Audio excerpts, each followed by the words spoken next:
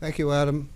Candidates, with kids back in school now across the state and the country, we'd like to know how you believe Congress and the federal government in general can keep schools safe from mass shootings. The President has proposed arming teachers, and just last Friday, Secretary of Education Betsy DeVos announced that she will not block states that want to use federal grants to purchase guns for schools. She said it should be a local decision. So Mr. Edwards, we'll start with you, please. Sure. Do you agree with Secretary DeVos that it is okay to use federal funds for this purpose? I do not. I'm in full support of the Second Amendment and people carrying their firearm with their own expense, their own time. I am deeply opposed to the federal government or state government providing the firearm and the training, because at that point we've expanded the role and scope of government. Teachers are government agents, and when teachers are armed by the government with government resources, that becomes a different animal altogether. If teachers want to carry on their own and taxpayers are removed from that process and proper waivers are signed, then I have no problem with that. My concern is growing and expanding the role of government. So if I may just add, with or without federal funding, and you just made that clear, who, if anyone, do you believe should be armed in a school?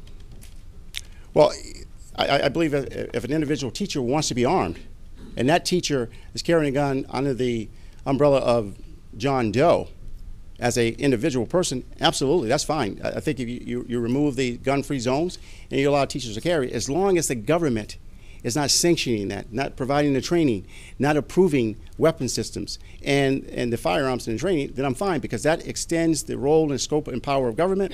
It also puts taxpayers on the hook for liability reasons. Same question to Mr. Martin now.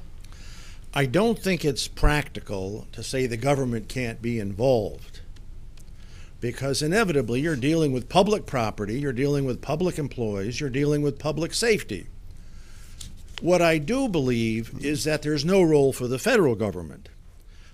Here in New Hampshire, we have our own attitudes, and our legislature should be able to make wise decisions.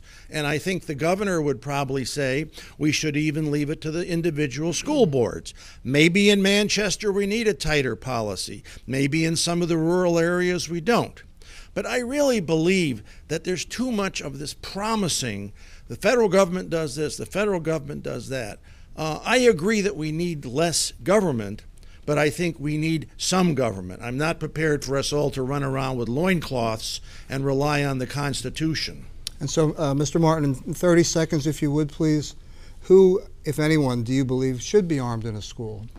If a community feels there's a threat, they should have a security guard, either an off-duty police officer or people that are specifically trained. I don't think you necessarily need sworn officers, but there are a lot of environments that we go to today. I guess when you go to the arena, when you go to sporting events, we have guards there. I think I saw a couple of police as we were driving into the Institute here. They wanted to be sure there was no problem. I'm not troubled by that, so I think it should be up to the local community how they run their schools. I really believe in local control. Same question to Mr. Callis. Yes, I'd like to thank WMUR and the New Hampshire Institute of Politics and the union leader for giving us this opportunity.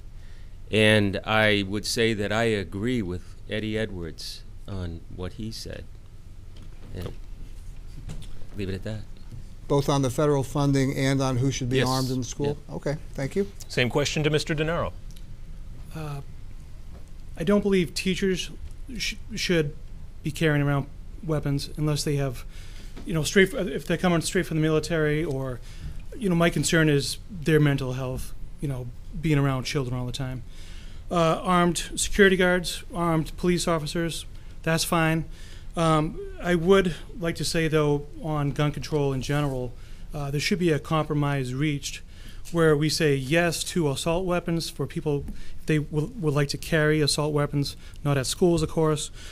But as long as there's a red flag law, universal background checks, and secure your gun laws similar to the ones that the state of New Hampshire has here. Follow from Mr. DeStaso. So again, who should be armed in a school? Security guards. Security guards. Okay. Same question to Senator Sanborn. Thank you so much. So I stand in front of you, and clearly I am a proven proud conservative for our Second Amendment rights. I am the only person up on this stage that every single year as a state legislator have received an A or A+ from all 4 of the New Hampshire gun groups.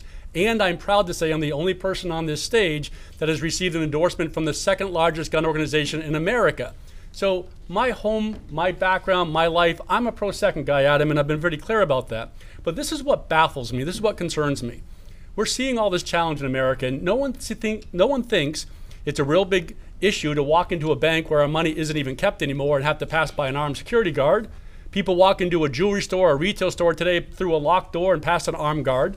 And I was in New York City a few weeks ago and standing in Times Square, and there are SWAT team members guarding street urchins. But at the same time, we're leaving the most precious asset we have on earth, our children, unprotected. It just doesn't make sense.